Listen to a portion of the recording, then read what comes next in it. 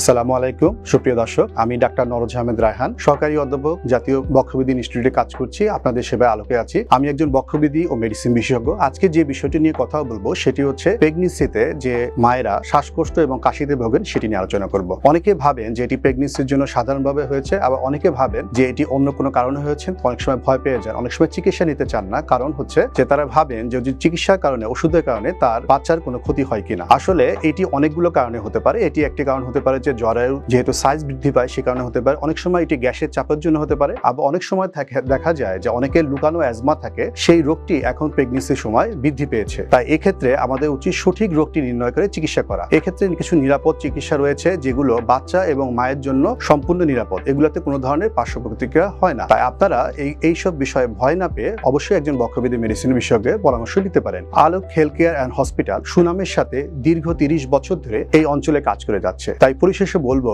আলোকের সেবা নিন, সুস্থ থাকুন। মনে রাখবেন, সুস্থ জীবন সুন্দর পৃথিবী। ধন্যবাদ। সুস্থ জীবন সুন্দর পৃথিবী।